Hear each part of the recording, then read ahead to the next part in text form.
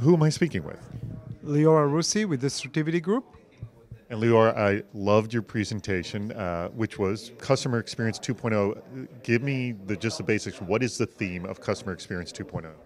Well, thank you very much for the comment. Customer Experience 2.0 is actually a shift from the first phase of customer experience, where a lot of organizations engage with incremental and off-the-cuff type of activities that did not deliver the results, to a disciplined, financially driven approach that actually supports the strategy of the organization to differentiate and maximize revenue from customers.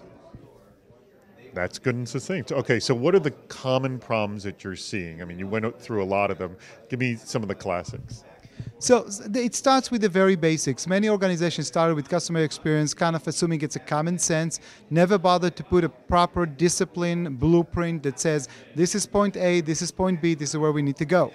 Second issue was they never build a financial case that says this is why we're doing it. And I think the question of why is absolutely legitimate here.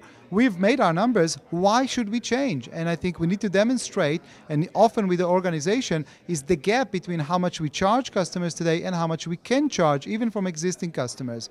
And the last one that I would say, there are so many of them, but the last one is misunderstandings around the employee perception versus the customer perception. What we found out is the enemy to customer experience is not dismissal. It's not that companies are saying this is a bad idea.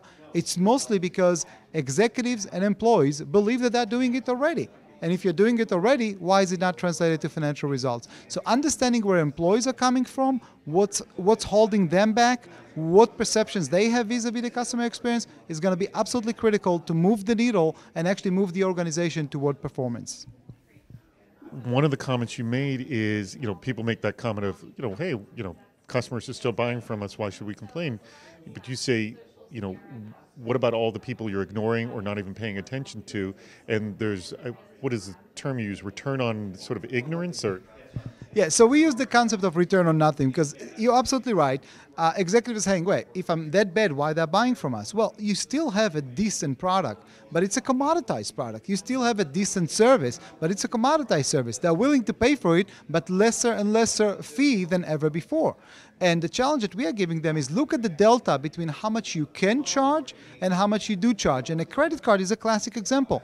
The average American has 3 or 4 credit cards in their wallet. They, at any given point, can choose which one is going to be the first card in wallet and which one is going to be the last card in wallet. The first card in wallet is going to get the majority of the charges, and the last one will get anecdotal charges at best. That delta between being the first card of wallet and being the last card of wallet is the delta that you need to focus on and ask yourself, what do I need to do from a customer experience standpoint to get my customers to use me as the first card of wallet and not to ignore me as the fourth card of wallet?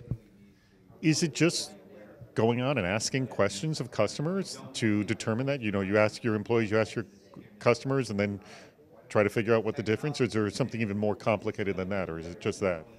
So it is more, the basics is getting from the customers what's hurting them today, what makes them dissatisfied. But addressing the complaints is only going to get you to a parity line. It's not going to get you to delight. It's not going to get you to exceeding expectation. This is where you need to actually do a little bit more in-depth research to look at the cues of what are the unmet needs, and more importantly, what are the unmet aspirations, so you can actually build your experience to satisfy those. And in those areas, customers cannot tell you what will surprise them, because if they'll tell you, it's not going to surprise them anymore. It's more about understanding their emotional ecosystem that supports them, and what cues do they have that can create a better experience for them. Lior, that was excellent. Thank you so much for your time. Thank you very much for having me here.